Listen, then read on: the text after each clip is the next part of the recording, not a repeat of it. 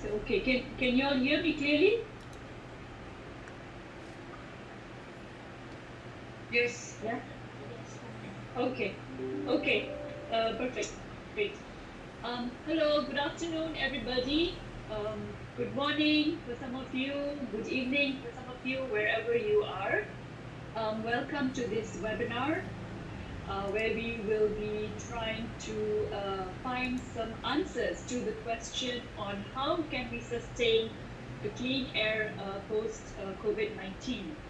My name is Karma Yangzong, and I am the Principal Environment Specialist in the Sustainable Development and Climate Change Department of ADB, and I will be moderating the webinar today.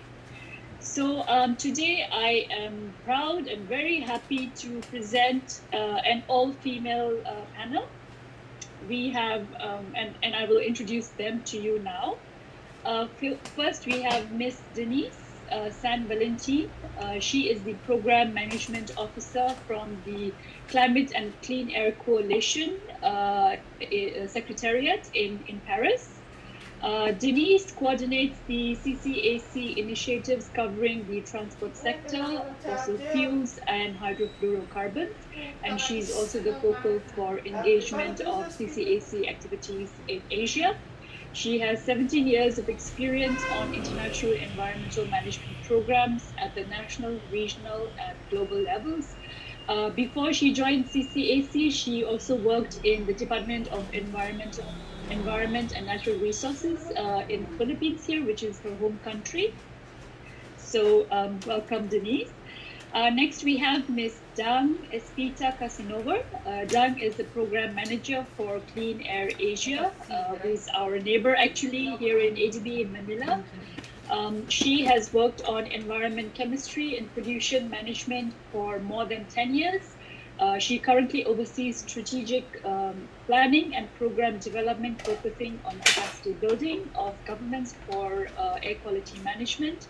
And she has led implementation of a number of projects under Clean Air Asia, including knowledge products such as the guidance framework for better air quality in Asian cities. And last but not the least, we have Dr. Beth Conlon. She is the Air Quality Modeling and Assessment Lead in Ricardo Energy and Environment in the UK. This is the consulting firm. Beth is a well-known national and international air quality expert, and for over 2 decades, she has delivered air quality management solutions at local, national, and international scales. Beth has conducted over 200 air quality assessments. She is an advisor to the European Commission on implementing air quality management activities.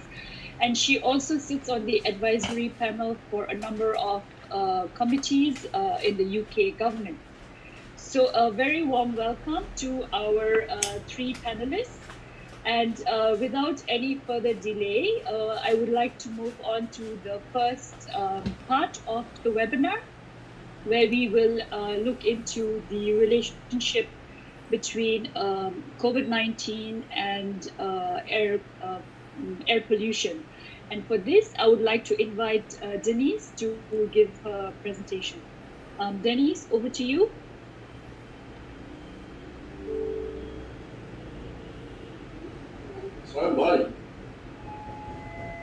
Sorry, please kindly turn off your mics if you're not speaking. I can hear somebody talking. Hi, just before I start, can you see my screen and can you hear me well? Yes. Okay. So thank you very much to Karma and the Asian Development Bank for giving us this opportunity to share some insights on the topic on the need for clean air immediately, especially as we experience challenges brought by COVID-19. Again, my name is Denise from the Secretariat of the Climate and Clean Air Coalition, hosted by UNEP in Paris, France. For those of you who are not familiar, the coalition is a voluntary partnership of now 69 governments and a number of civil society organizations, including ADB, promoting fast action to reduce short-lived climate pollutants.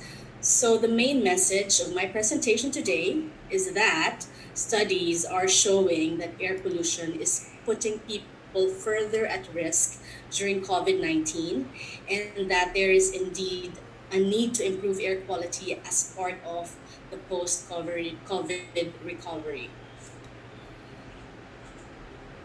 Around 7 million people already die prematurely every year from air pollution. I think many of us hear this. And now, research is showing that COVID 19 is making the situation worse for people living in areas with higher levels of air pollution. First, research is showing that they experience more severe COVID 19 symptoms and outcomes, sometimes death. And second, they also face a greater risk of being infected. So, there are a number of studies already on this topic, and it's growing every day. But I want to emphasize that there is a need for more research and more data, especially in Asia and in developing countries. Let us look at some of the studies that have emerged since the pandemic started. So on the screen, I'm just highlighting four. First is a study that has yet to be peer reviewed. Researchers at the Harvard University T.H. Chan School of Public Health found that higher levels of fine particulate matter, or PM 2.5, are associated with higher death rates from COVID 19 in the US. Researchers said that if particle levels average just a single unit lower over the past 20 years in New York, the worst affected city, then 248 less people would have died in the weeks preceding the early April study. The second on the upper right is a study by Bo Andre, who discussed his working paper for the World Bank. And his study investigates the relationship between PM 2.5 and COVID 19 in the Netherlands. And his conclusion is that expected COVID 19 cases were increasing by almost 100% whenever there is an increase of 20% of pollution concentrations. 20% increase in pollution, 100% increase in COVID. So that's really remarkable. Another study by Yaron Ogen examining coronavirus deaths in 66 administrative regions in Italy, Spain, France, and Germany found that 78% of fatalities occurred in the five regions with the highest concentration of nitrogen oxide, which is an air pollutant, combined with airflows that prevented the dispersion of pollution. So, you know, depending on your location as well, it seems to be affecting, like the geography and topography of a place seem to be affecting the air pollution and the COVID cases, at least in the cities and regions that were studied by Mr. Owen. This one, the last one on the screen, is in Asia. So, a study in China aimed to explore the relationship between ambient air pollutants and the infection caused by COVID 19. Researchers observed significantly positive associations of PM 2.5, PM 10, nitrogen dioxide, and ozone in the last 2 weeks with newly COVID 19 confirmed cases, indicating that there is a significant relationship between air pollution and COVID 19 infection. So this time it's more of like a short term exposure to air pollution that they looked at. And they say that it could partially explain the effect of lockdown in China and provide implications for the control and prevention of this disease. So these are just some of the examples of the types of findings that scientists are discovering in terms of how air pollution is linked to how severely a person could be affected by COVID depending on his or her exposure to air pollution. Another theory that is being tested is how air pollution might be affecting how fast transmission of the virus can happen in a polluted place.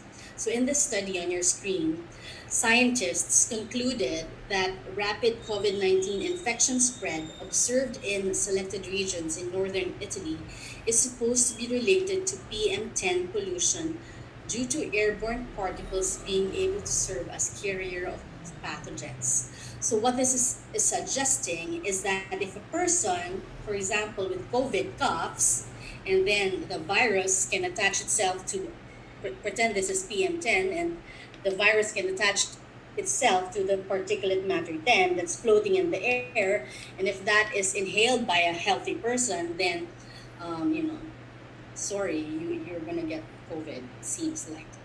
So, what this study is recommending is to take into account PM10 contribution and make policymakers aware of the need to take direct actions for pollution control.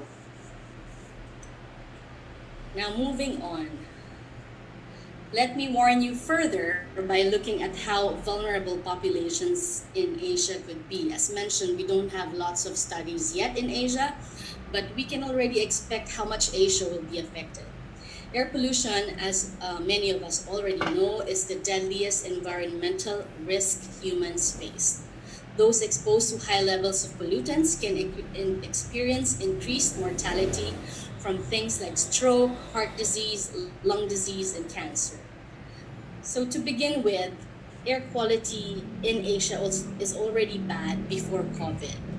According to the 2018 report, Air Pollution in Asia and the Pacific Science Based Solutions, 92% of Asia Pacific's population, or about 4 million people, were exposed to levels of air pollution that pose a significant risk to their health. In 2015, most global deaths from outdoor air pollution occurred in Asia Pacific, and existing policies can reduce pollution but are not enough to reach safe levels. And what is sad is that the poor are even more vulnerable because there is already a strong link between poor communities and high levels of air pollution. And we know that, you know, the poor are less likely to have access to preventive medicine and more likely to have chronic diseases or pre-existing conditions. It's also very likely for them to develop more severe COVID infections. So my intention today is really not to send a doomsday message, but to persuade the world that we need to act on air pollution, not tomorrow, not next year, not after COVID, but right now, like immediately. Because, you know, imagine, you know, if your tap water has a little bit of toxic chemicals and it's going to your body every day and accumulating, that's not acceptable. And it's the same for air pollution. It's just that we don't see it, we don't really physically, I mean, we inhale it, but it's air. So sometimes we don't see the how big of a problem this is. So, in the early weeks of the global COVID-19 pandemic, many cities imposed lockdown or quarantine measures, and there was a significant drop in air pollution in different places. So, for example, you know, in the screen, you will see how the emissions have dropped in India, and on the right, after 30 years, you can see the Himalayas from India, the beautiful mountain range. And it was really, you know, because of that, it's proving that we humans, with enough motivation, we can act quickly together and we can really make big changes and improve our environment.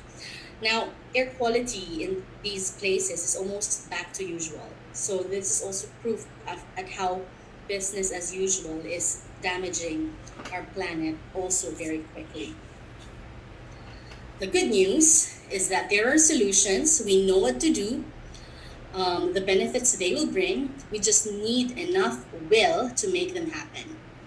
So the report on the screen, which I also mentioned earlier, recommended 25 clean air measures for the Asia Pacific region, covering various sectors, and that will bring benefits to health, air quality, and climate. There's already enough evidence that prioritizing air pollution can save lives and also help mitigate climate change. For example, black carbon, a component of PM 2.5, is also a short lived climate pollutant, which dissipates in just days. So, steps to reduce black carbon can be felt almost immediately, both in air quality and its impacts on the local climate. Now, these actions are well within reach, including simple and affordable interventions like the widespread use of clean cook stoves, eliminating high emitting diesel vehicles, and, for example, banning open agricultural burning. This is my last slide. So, to build back better, local and national governments should address climate, air pollution, and sustainable development as an integrated problem. We can help identify technologies, lifestyle changes, fiscal and policy solutions, which achieve multiple near term benefits efficiently and often at lower cost than solutions that do not consider both the economy and the environment. And this has always been the message of the Climate and Clean Air Coalition. And we are very keen to work hand in hand with the Asia Pacific region, which I call my home, to achieve our common goals. Thank you very much. Thank you, Denise. Very, very clear message there. It is a challenge, but then we have the solutions and we need to act now. We need to act immediately. And thank you for the positive note to the ending of your presentation. I thought I'll just take one question quickly from the audience. There is Jeet Mystery, whose question is, how have governments been reacting to the linkages between air pollution and COVID vulnerability? So would you have something to say on that, Denise, on this question? Maybe just quickly, because we're also going to discuss this later. But it depends on which governments we're talking about. We have national governments, we have city governments, and for developed countries, for example, they are developing or they have these economic stimulus packages and they're supporting their industry.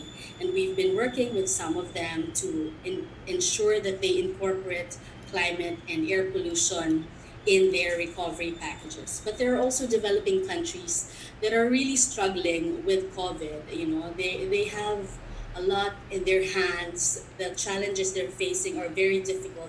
So it's also, to me, it's a bigger challenge for developing countries to really look at this and find solutions that's addressing everything. So that's why, going back to my advice, an integrated approach is always recommended so that you can look not just separately health, climate, air pollution, but in an integrated way together with the development plans of a country. And cities also have their own challenges. So I think we'll hear from the other speakers as well.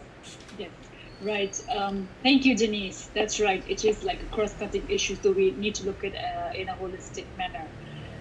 So now we will move on to the next, our next panelist, Dan, who will be doing a presentation on air quality monitoring in Manila.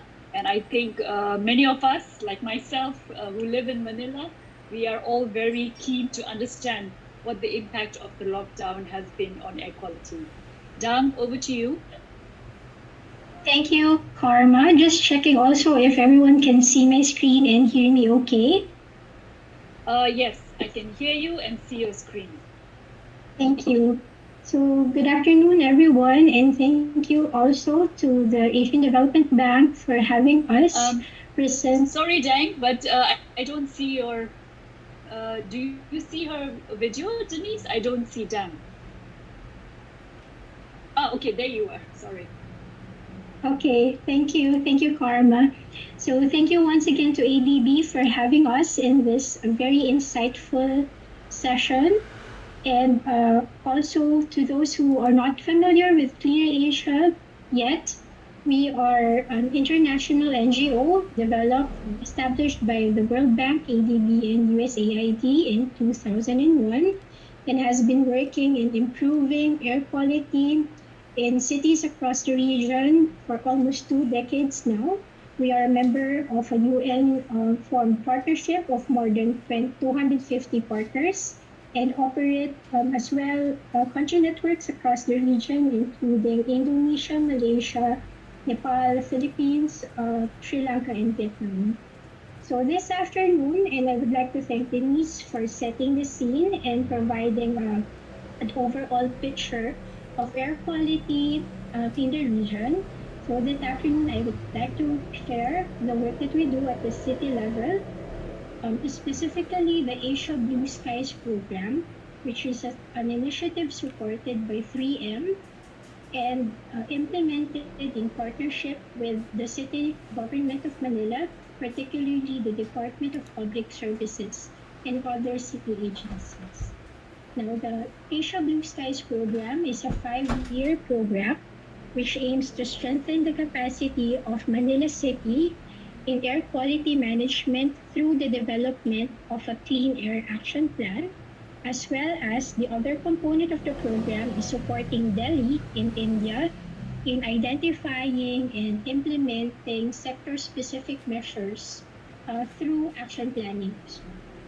So the process of action planning that we employ in Manila City is hinged on the guidance framework for better air quality in Asian cities, which is developed by Cleaner Asia in 2016, which has as core the methods that are based on science-based development and are institutionalized through clean air action plans in a process that is participatory and multi-stakeholder in nature. So one of the core activities of clean air action planning is air quality monitoring. And primarily, this serves to get or assess baseline conditions of air quality in a city around which air pollution mitigation measures and programs will be developed. So in Manila, in January of this year, we deployed 3 sensors in 3 different sites. One site is a very busy roadside near Manila City Hall. The other is an open area in Rizal Park. And the third site is a relatively less busy intersection where schools and universities are situated. So, as Denise also pointed out in her presentation earlier, that globally there had been observations or observed improvements in air quality. And similarly, in the monitoring that we did in Manila, air quality in terms of PM2.5 have indeed decreased with as much as 57% reduction in the roadside area depicted here as the red graph, and 23 to 33% reduction in PM2.5 levels in the non-roadside sites. Now, this is interesting as in the Philippines, particularly, different levels of community quarantines or community lockdowns were imposed.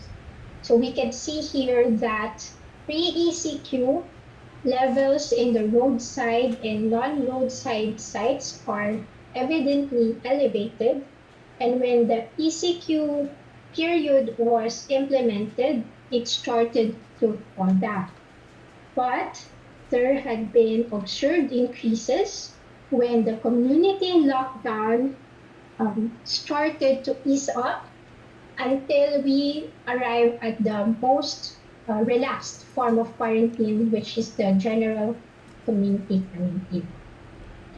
An interesting observation as well is that the roadside site, which is depicted here as the red graph, continuously sustained low levels of PM2.5 compared to the two non-roadside sites, even throughout GCQ or the General Community Quarantine. This also shows that different levels of air quality is influenced by a lot of factors, both human and also environmental factors, and that communication of this information to stakeholders with a proper context is key in all instances. So when we communicate air quality to stakeholders, it must not only mean numbers, but it must be accompanied with proper explanation why we are seeing such air quality levels. Especially now that we are in a situation where health is of primary importance. Stakeholders have the right to know what are the causes and what are the causes behind the air quality changes that is present in their respective communities.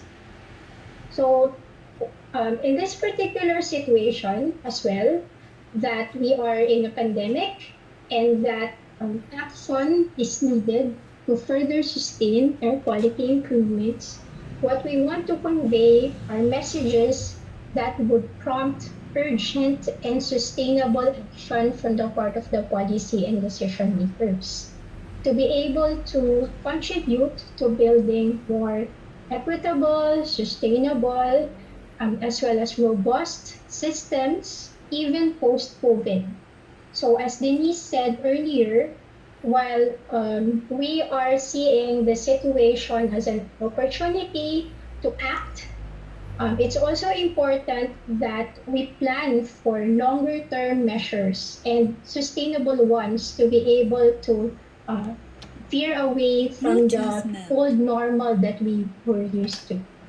So in terms of communicating this data, since April, we have started an information drive together with the Manila Department of Public Services and Manila Public Information Office, which reports these changes in air quality as the community quarantine or community restrictions continue to be implemented. This campaign continues up to now, and surprisingly, it also elicited or draw out really interesting, constructive, and positive comments from the public, which we think policy and decision makers should carefully weigh in and consider in the prioritization of air quality measures that would be implemented by the city. And also, interestingly, this campaign also elicited comments which demonstrate that the appreciation, the awareness of the public, and their curiosity in understanding the air quality issue is actually growing, and they wanted to understand why this is happening.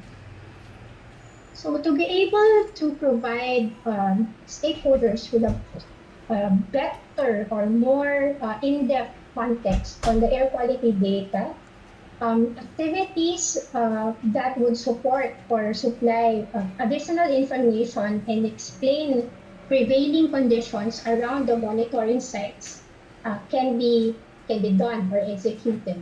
So in Manila, just like to highlight here that as part of the cleaner action planning process, we have mapped locations of pollutant or pollution sources like industries, residential areas and commercial areas, as well as road networks and also port activities. And we are also undergoing investigation of meteorological conditions which could affect or impact the dispersion of pollutants and effectively influence ambient air quality concentrations.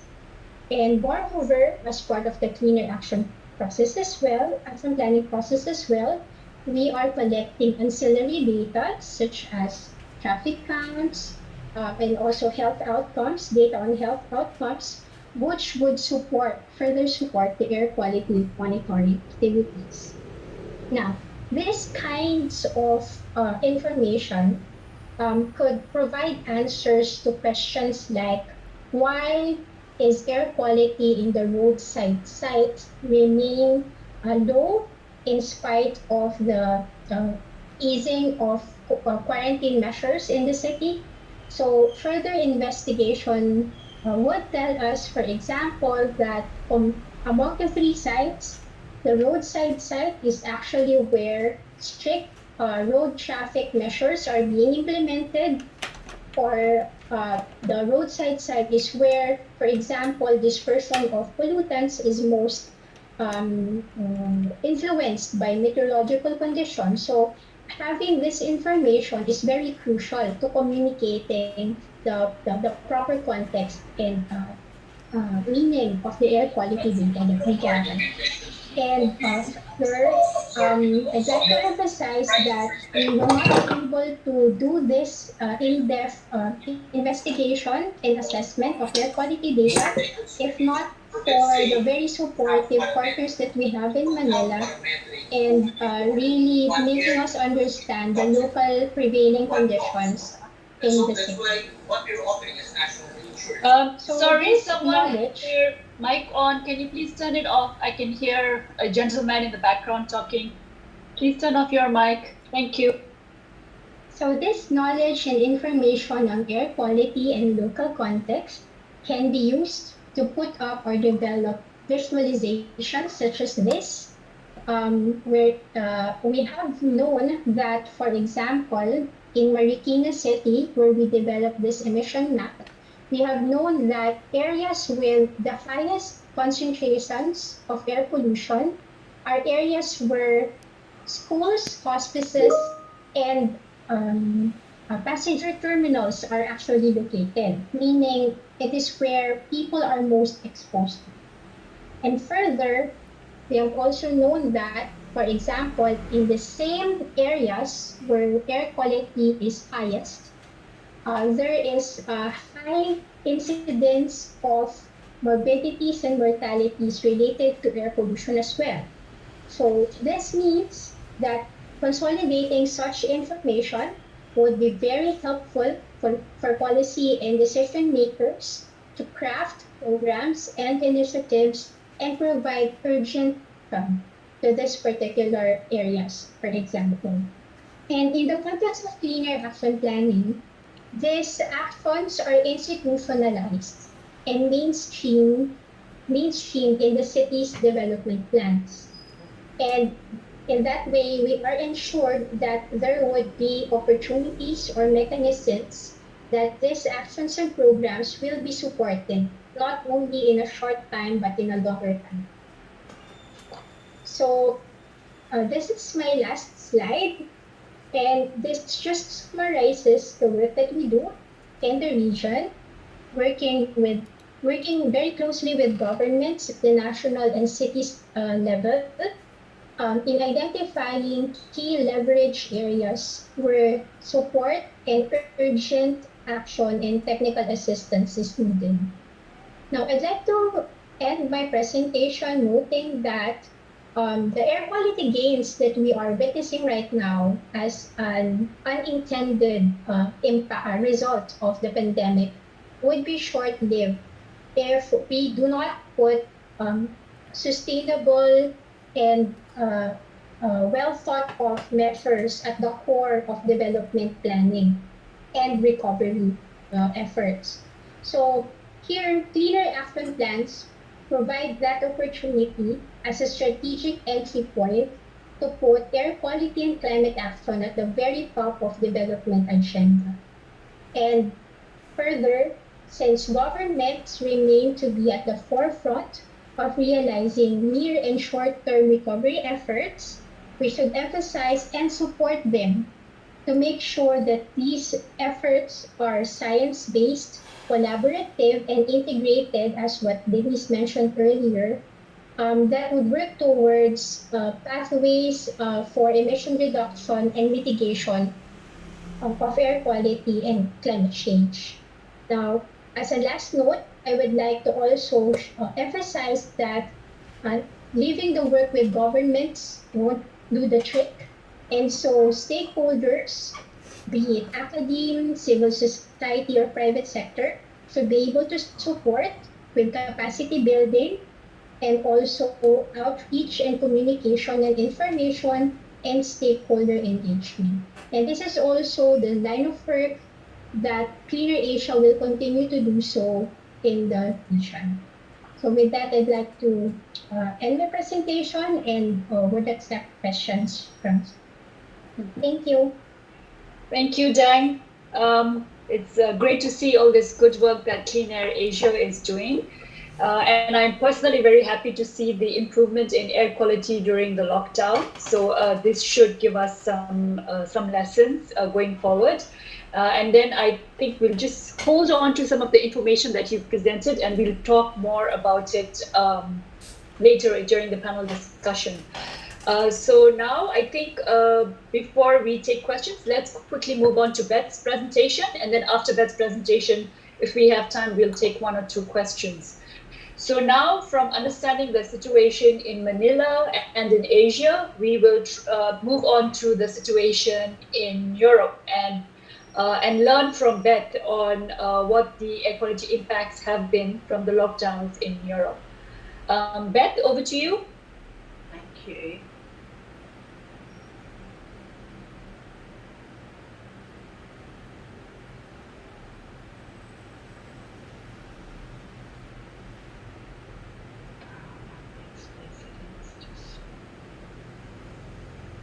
Lovely. Can you see my screen okay, Karma? Yes, yes. Thank you. And thank you for Denise and Dan for setting the scene, of course, of the impact of COVID-19 in Asia. And as Karma said, I'd like to just talk briefly about the impact across Europe. And also just to highlight that, of course, air quality is really quite severe in many parts of Europe as well as globally. The photograph just here on the left of the screen shows high levels of smog over the Po Valley in northern Italy, whereas on the right-hand side there's high particulate matter very recently over Paris. So air pollution is a major problem across European cities as well as Asia. When we talk about COVID-19, a lot of people in the media and in the air quality community do concentrate very much so, and rightly so, on the impact of NOx and nitrogen oxides and of particulate matter. But it is important to realise and recognise that those are only two pollutants. There's a myriad of many pollutants across the world that have an impact not only on human health, but an impact on the ecology as well. And they're from a whole variety of sources. Ammonia, for example, in the very left of this graph is principally from agricultural sources. COVID hasn't had any impact at all on ammonia, but again, an important pollutant. So it's just a recognition that while we talk about NOx and PM, many other pollutants are there in the world. Just moving on to the impact of the lockdown and of globally across Europe, many traffic reduction was extensive throughout those days in March, from the beginning of March up to sort of almost 85-90% reduction in parts of Spain, and extreme impacts on the way we commute and travel around our communities across Europe. And of course that's had a massive impact on the air pollution levels during that particular early days of the lockdown period. And this can be seen just across Europe.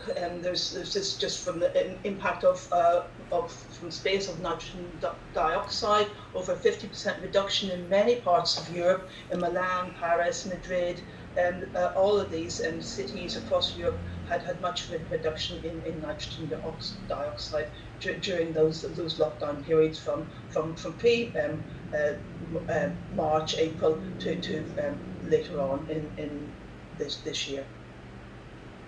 And then just moving on to the UK, where I'm based, we do have extensive monitoring across the UK as across the whole of Europe. The impact of COVID really can be seen quite extensively here. London can be seen on the right of your screen, where this is pre-lockdown road NOx levels, and the road network can be seen across the whole of the UK. And where I say pre-lockdown road NOx, this is the period between the 1st of January this year until the 1st of March this year.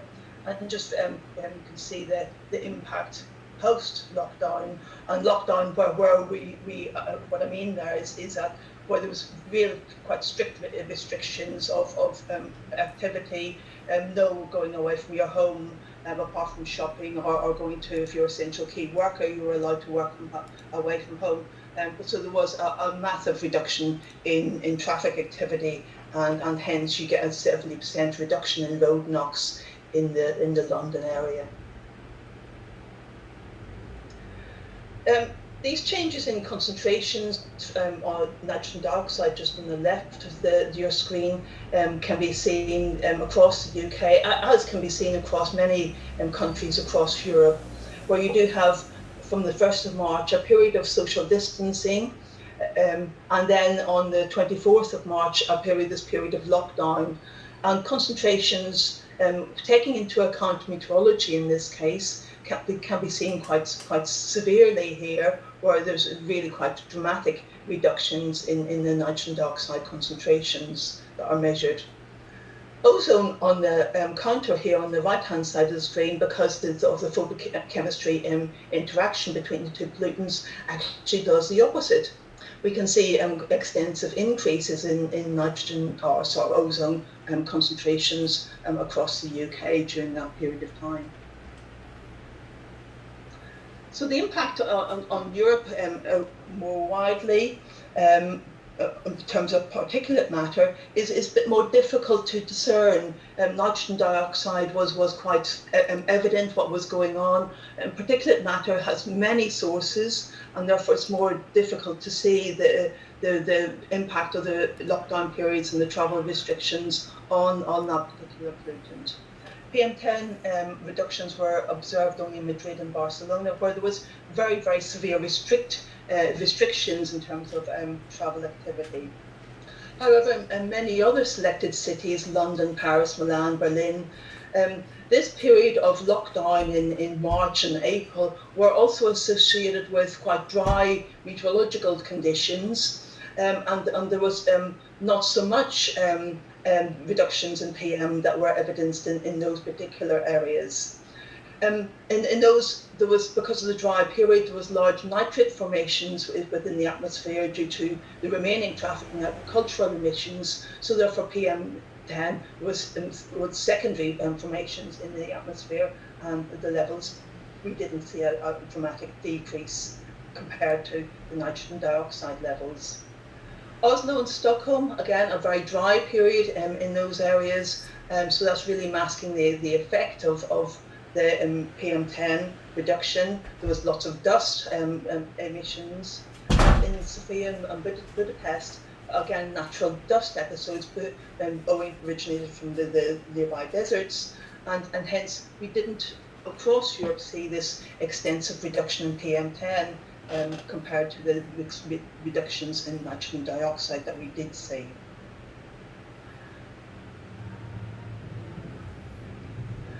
So just to sum the presentation up, we did see a significant decrease in NOx, particularly from road NOx. We did see such reductions in particulate, and we did actually see increases in ozone. So it's important when you're looking at the impacts of COVID to look at the whole picture of not only NOx, but also the other pollutants and what are the other sources from them. Now, the important thing now, going out, as Denise and Diana have highlighted, important challenge to us all is that here's all these reductions in nitrogen dioxide that we saw during this period. What is going to happen going forward is really the thing that we as air quality scientists and policymakers need to think about and concentrate on now, is that how can we go back to those days, because we know now, even in post-COVID levels, or traffic activity is now here with us. So traffic activity has certainly increased. In Paris, it's more than doubled to the cleanest day in the 30-day period during the lockdown. So the challenge is now, as Denise and Dan have said, as to how we maintain the better air quality that we saw during the last few months. And that's the end of my presentation. Thank you. Thank you, Beth. Very interesting. So it seems that there is like the impacts are not the same throughout the different countries and cities in Europe. It's quite different depending on the local situation. And yes, the big question is now, what can we do to try to maintain some level of the clean air going forward? So we'll talk a little bit more, we'll talk more about that in the panel discussion. And we have a couple of questions from the audience. The question from Mukund on what we can do sort of quickly to address, I think this is in relation to what we will be discussing in the panel discussion. So if we can just park our thoughts on that question from Mukund. And then there is also a question from Jeet again. He's from WWF. And this question is, perhaps I can pose this question to Beth, whether there have been any studies looking at the type of urban setting and correlations to air quality, for example, where there is more built-up hard surface versus areas with more green cover. So is there any sort of studies in those kind of local settings? So the air pollution is quite different compared to much urban settings compared to the green and rural areas, and we do have a lot of information on that. But we don't have that much information on the impact of COVID. Obviously, the traffic restrictions for our nation was nationwide, generally speaking, rather than located just in individual cities. So the traffic reductions were equally decreasing in the rural areas, so the concentrations have declined there as well. What's happening now in many European countries, though, is that more the local lockdowns are happening. So you will see these disparities in concentrations as the lockdowns are more localized and affected in urban settings, and therefore you would expect the concentrations to reduce in those urban settings compared to the rural counterparts. I see. Many questions again. So there is a question, I think, specifically for Ms. Dang or other panelists, have a view on whether the use of ground dolomite along Rojas Boulevard will have an effect on air quality. I mean, in this context, we're talking about just Rojas Boulevard, but this is something which would be useful for, I mean, all cities and countries. So Dang, would you have something to say on that? Yes, thanks, Karma. I think we still need to have an in-depth investigation in terms of impacts. But if we are looking at the size, I think it's quite big. The dolomite size is quite big compared to PM 2.5, but there could be impacts on health as well. But again, in further investigation on that should be done before we can continue. Okay, sure. Another question we have from Emma, and I think this is got to do with, again, action and reaction from the government. So again, perhaps if we can discuss this point more during the panel discussion, and I think we are running behind time, so just one last question, which is directly in relation to the presentation from Beth and Dang, and either one of you can answer this. It says about the interesting to see and compare the impacts in Europe and Manila, and it shows that mainly it is the NOx concentration that has dropped in Europe and not so much the PM, while in Manila it shows that the PM levels have dropped. So why the difference? So who would like to respond to this? I think I can start off with that one. The issue in Europe is that at that lockdown period was due to the meteorology. We had extensive dry conditions for a prolonged period of time, which was very unusual for Europe. And as a result of those meteorological conditions, we saw lots of secondary formation of particulate matter. And there was lots of dust around, which was quite unusual. And therefore, as a result, the PM concentrations didn't go down. So I think it was the meteorological differences between Europe and Asia which really drove the difference in concentration levels. Oh, right. And maybe just to add to that quickly, in another study conducted by the University of the Philippines using satellite data, satellite monitoring data, it was also manifested that NOx levels in Metro Manila has decreased. It's just that for our particular program, we have PM 2.5 as indicator for your point. I see. And I understand that actually you are monitoring, you will be further analyzing the data for NOx, right? So you're still collecting and analyzing the data. Yes. So we also have measured, but it's still undergoing QA QC of data before we publish it. Well, I look forward to seeing that data analysis later when it's ready. And then we now move on to this just a quick panel discussion. So, Denise, if you can please turn on your camera as well. But my first question is to Beth. So now this is really looking into learning lessons and drawing recommendations on what best can we do for the situation in Asia going forward. So my first question is to Beth. You talked about the experience in Europe and the improvement, the differentiated levels of improvement in air quality in different cities and countries. So, and I know that there are some, I think, recovery measures that are being taken in Europe. So, what measures do you think would be most applicable or recommended for application in Asian cities? So thank you, Karma. In Europe, it is really quite evident from the data the massive reduction in nitrogen dioxide as a result of the reduction in traffic activity. So we can see that with the will, the political will, the economic will to really move from out of the car situation into public transport and so forth and reduce our use of the car, the concentrations in nitrogen dioxide can reduce quite dramatically overnight almost. So the challenge is how do we move now from, as we know now, car activity is rising again.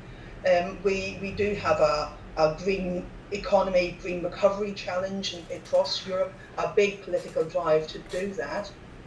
And what that really means in terms of practical action is really trying to increase the use of cycling, walking, public transport.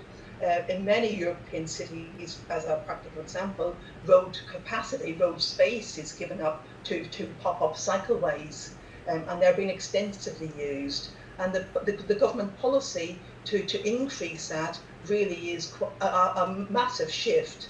So that's one practical way of how governments can really move and use this push behind what people want and are prepared to do to change their travel behaviours.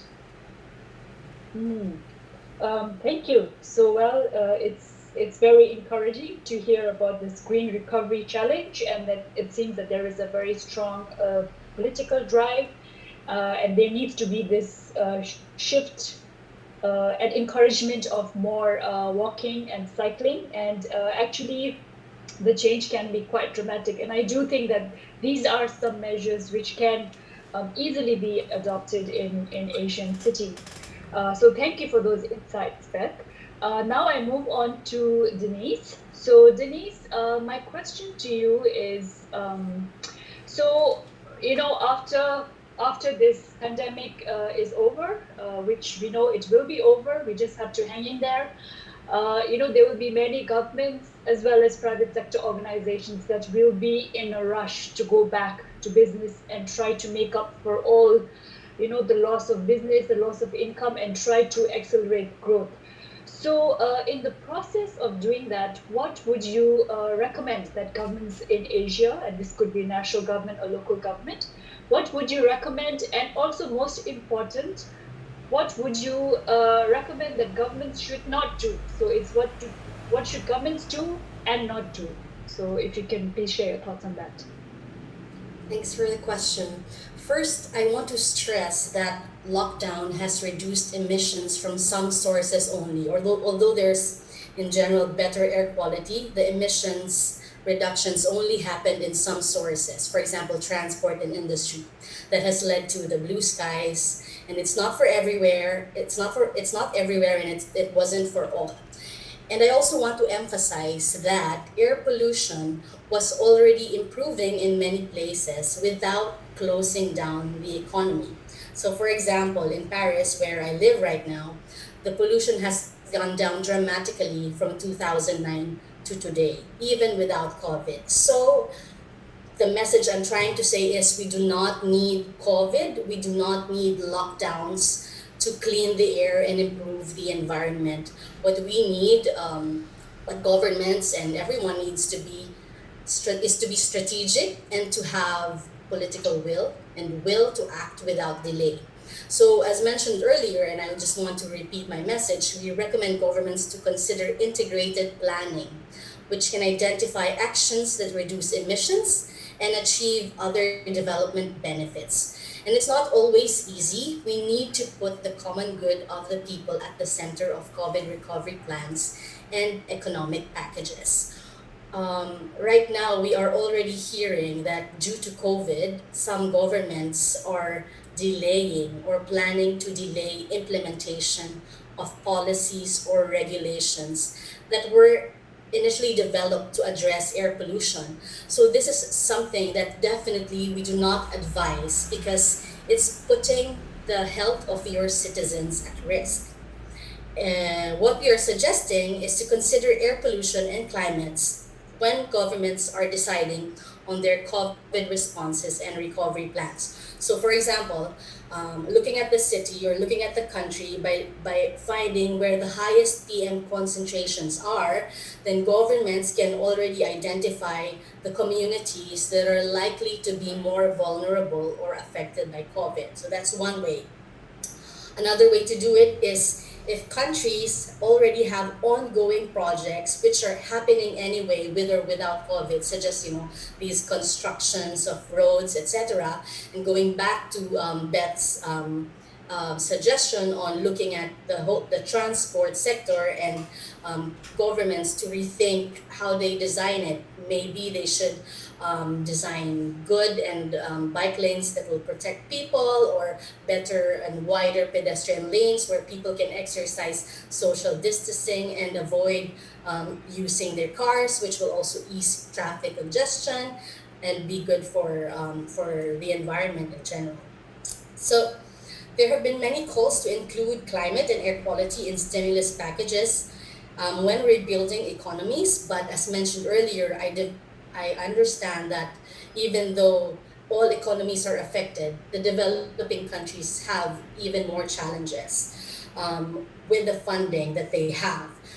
The funding that they have is usually going to feeding the people, providing support to the hospitals and to the patients. So what I would advise for governments to do is to look beyond their COVID funding and identify all possible areas where they can address air pollution and climate change.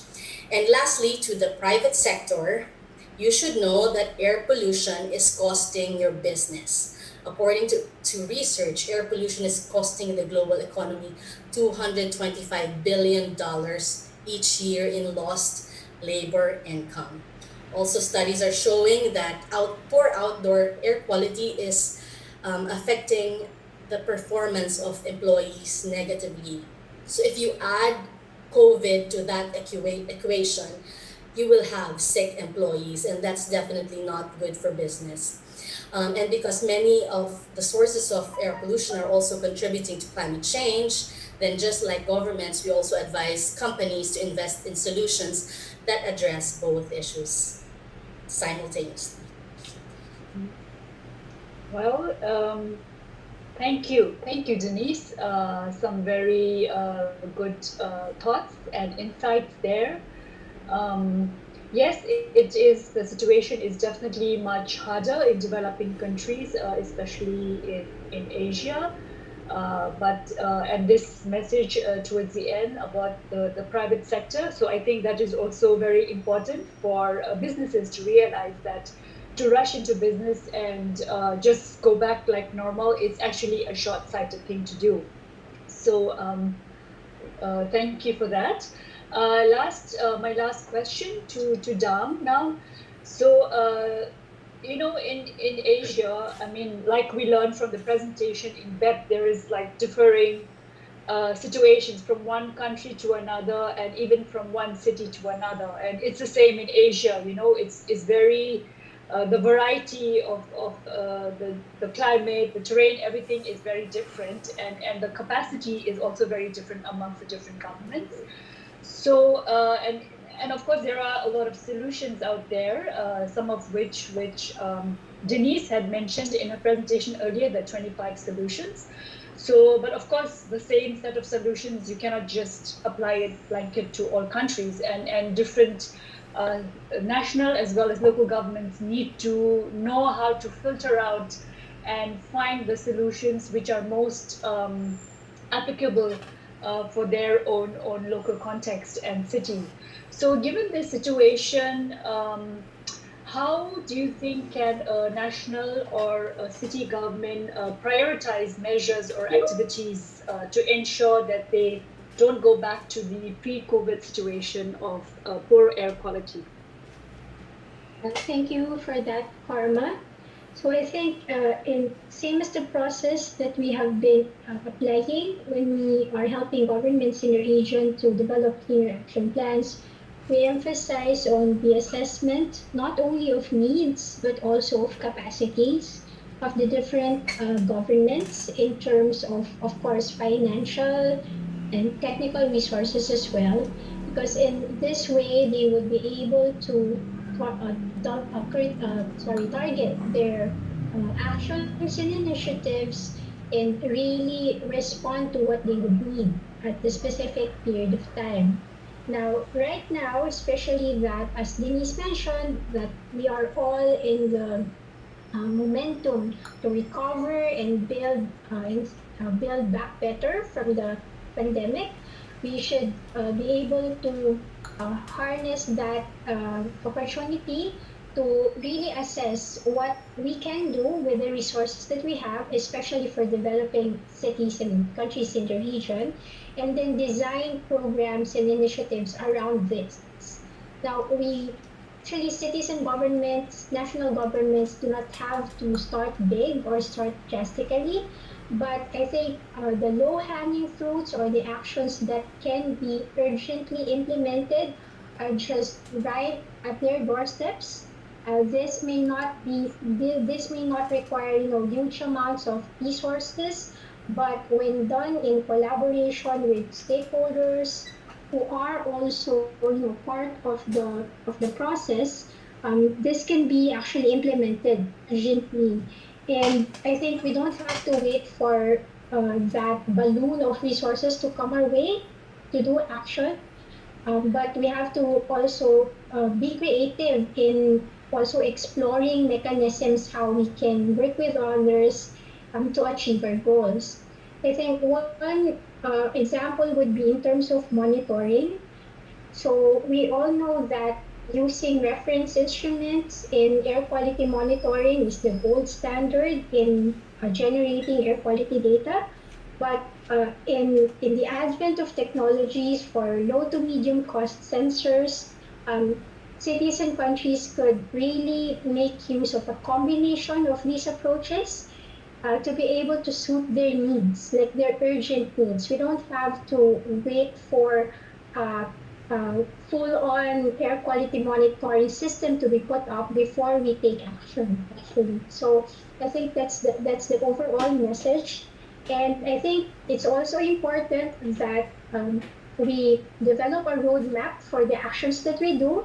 We prioritize in terms of the need um, of the population in general, and also that as we implement that roadmap, we continue to build the stakeholder network because it is where, again, the burden is not only on the government, but really spread across stakeholders who are part of the process.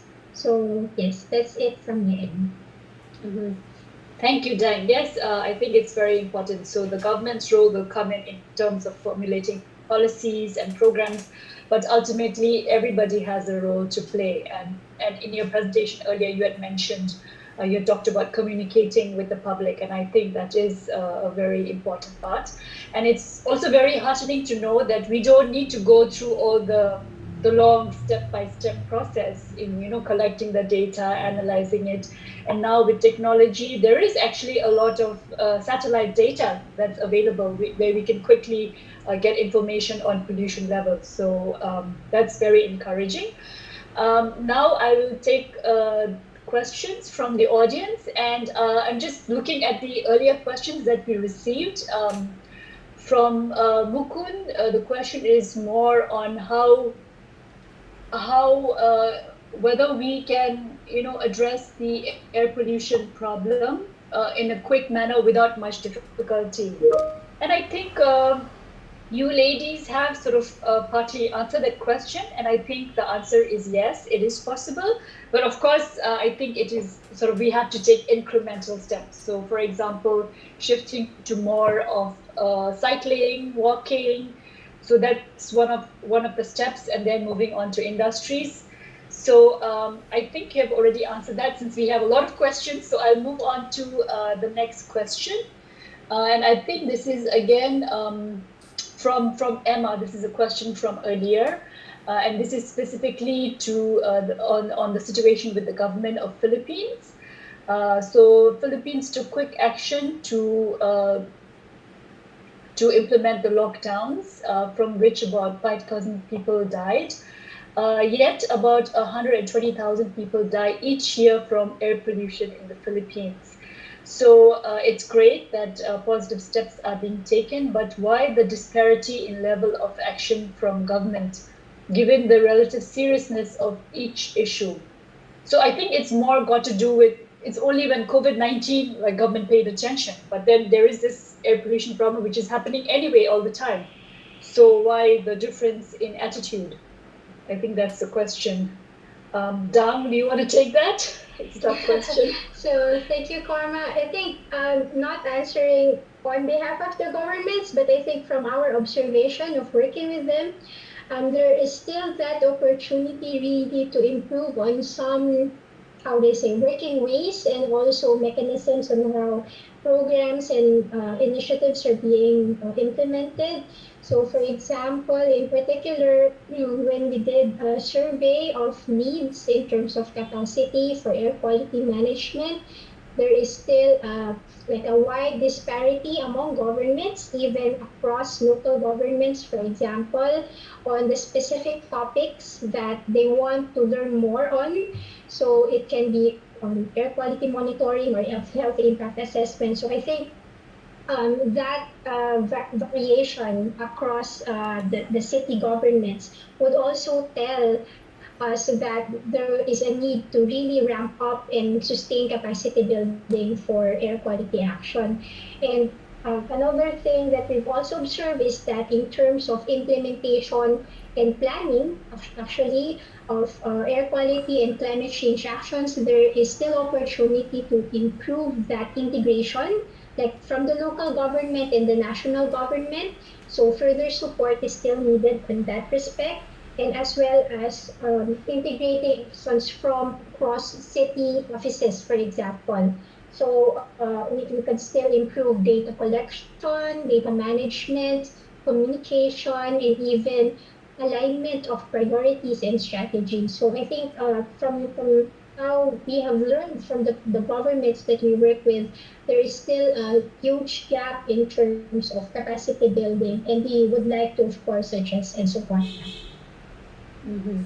If I Great. may respond quickly as well. Sure, sure, No, sure.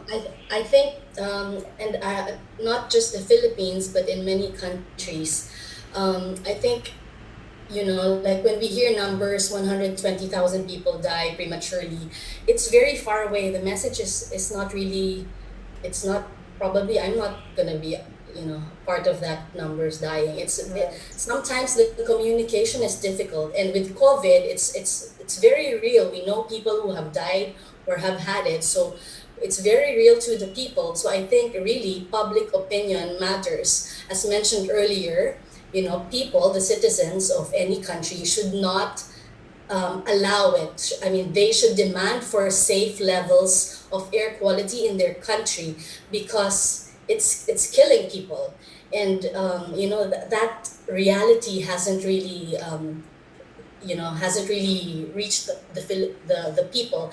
And I also think that strong political will is very important, because in governments there are different ministries, departments, and they have different priorities. And sometimes ministries of environment would push for a certain regulation, but you have strong business groups or other ministries that would fight it. And so a strong and a united political will, I think, is very important to make things happen, and it should happen very soon. Air pollution, climate change, these are all slow emergencies that's just gonna burst one day if we don't do anything about it right now. Right, right. So while Denise, you're still on the screen, there is a question from Farhat, our colleague in the Bangladesh resident mission. If you could please briefly share measures adopted by France to improve air quality. I think this is in relation to your comment that it was anyway improving even without COVID. Yes, so France has um, already adopted a national objective to reach the WHO safe guidelines for air quality. So they have that objective, and they also have regulations to improve their air quality. And different measures. For example, the transportation has been discussed a lot in our discussion. So the standards for fuels and vehicles is at the world class, and that has really improved the air quality in Paris. I mean, it's not perfect. It's still, it's still not safe. It's still not safe enough, but it's much better today. And I can share in writing to our colleague more information about this. Mm-hmm. Yes, that would be great, Denise. Thank you. And then maybe I will ask Beth this question, since you have not talked for some time. And since you're very familiar with ADB, and I know Ricardo does a lot of work with ADB, so I just wanted to get some recommendations from you on what can ADB do to support governments in Asia to, to maintain some level of the clean air when economic growth is resuming after the pandemic is completely over. So, how can ADB contribute the most? So I think in terms of your role as an ADB, really is to work with governments to, first of all, present a solid evidence base as what is actually happening in terms of our pollution impact now, where are the sources, and in particular, which sources are the best ones to go and target first of all. And then it's working with the governments, working with the city authorities, to really engage with stakeholders to really put across that message and with the evidence of the science to say this is the best measures to put in place, and then to support the capacity buildings with those policymakers to make it happen.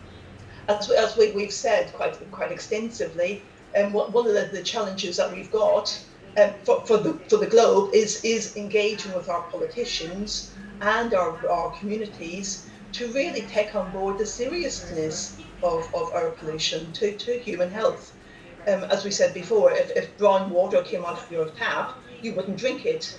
So it's really getting that message across to the community and to the politicians to say air pollution is really serious and there are solutions, and money needs to be put behind it to actually implement these measures, which we know are effective and can change Asia and the Philippines for the better. Mm-hmm. Right. So communication with the governments and the public, and financing, obviously, since we are a financing agency. So some very good recommendations. Thank you, Beth. We are actually running out of time, so I think I will take just one last question. I'm sorry. Thank you very much to the audience. We're getting a lot of good questions, but since it's dragging on quite long, so I think we should close. So I'm just wondering which question, because everybody has good questions to ask.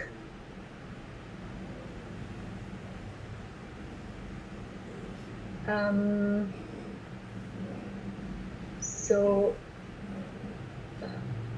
to Miss Denise again, maybe I'll just choose this question from Pushpanathan. In India, the state of Maharashtra is having high COVID infection.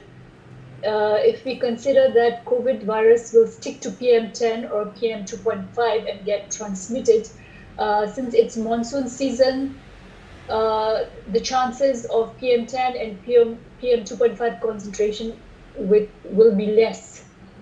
So under these circumstances, how to correlate? So I think he's meaning to say, okay, I mean, I have an answer to the question, but I leave you to answer that question. So basically, his point is it's monsoon season, and there is naturally less PM10 because of the rain, but still it's very high in Maharashtra. Why? You know, this is just a theory that is presented in one study, and we need more studies to investigate really the correlation or whether really virus can attach itself to PM. But it's not the only way to transmit the virus, so we cannot solely blame PM for the increase in COVID. There are many ways to get infected, and unfortunately, air pollution seems to be making people more vulnerable. And yeah, if you'd like to add to my response. Yeah, it was actually exactly that. This is just like a new sort of information that is being discovered as a possibility. But then there is the usual spread, especially because there are so many other factors that causes the spread of the virus. It's not just the PM10 or the PM2.5. It's got to do with the density of population and the individual behaviors of people and social distancing. And there are so many other sort of moving parts which contribute to that. So now I'm in the last question. So I had said last question earlier, but okay, we'll take one more question since we have a very active audience. Okay, this has got to do with the data that's generated from the air quality data from sensors. Are they accurate and reliable? So ladies, who wants to take the last question? I can take that question. So it depends very much on what sensors we're talking about. There's this quite a number of low-cost sensors, and there is a lot of uncertainty within those. But there's many reference monitors available, and where we do have high-quality data from them, and those are predominantly forming the national networks, and so those data sources are reliable. And then they can be supplemented by low-cost sensor networks. Right. So I think it was from Boboy. Boboy, I hope Beth answered your question. And on that note, I think I will just quickly wrap up the discussions, the excellent discussions that we had today. Thank you very much, ladies. I think I learned a lot from the panel discussion today, and I'm sure even our audience learned a lot. And thank you to the audience for these excellent questions that you have put up. So just some key takeaways. If I go back to the beginning of the session, what we learned from Denise's presentation is that there seems to be a correlation between air pollution and COVID-19 rates of people catching COVID-19 and COVID-19 deaths. So however, studies are still taking place and the data is still evolving, and there isn't so much data in Asia at the moment. So we still need to learn and understand more. However, I think these early findings are already enough for us to take air pollution even more seriously. And then the lockdowns, we learned that it did help to improve the air quality, but the impacts were different. in different continents, in different countries and cities, depending on the local context. And very important to note that it did not result in reducing all the pollutants, that there were some actually some pollutants which actually may have increased, such as ozone. Um, and then we had some very nice, strong messages from Denise that actually it is doable to have improved the air quality, and in fact, in some countries like in France, the air quality has already been improving even without the lockdown. So in some situations, we don't really need a lockdown. It is possible to to work on improving air quality without having these sort of dramatic situations. And Beth had mentioned political will. This is very, very important. And it's great to hear that in Europe there is a strong political will. In Asia, I think this political will is also slowly growing. I wouldn't say that we do not have any political will yet, because there are some countries such as the PRC who are doing very, very well. And we also have great initiatives that are going on in Mongolia. And Dam talked about the importance of communication with the public and kind of really empowering the people with the information, and together with the numbers, explaining the local context on why and how certain pollutants are more or less. And then, of course, in terms of going forward, we have a lot of solutions out there, and it was highlighted by Denise in the last slide of her presentation on those 25 actions. And we need technical expertise, we need financial support for the governments. And Dang had also mentioned that actually we don't have to go through the entire tedious process of doing things step by step, that now with technology, actually it is possible to quickly draw out data and then take some actions, and there are some low hanging fruits out there. So I hope I captured all the key messages from our discussions today. Thank you very, very much, ladies. A big thank you to our audience for all the excellent questions.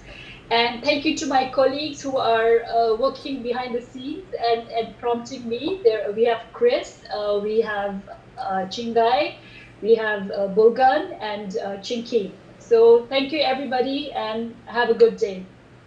Bye-bye. Bye. Thank you very much. Thank you.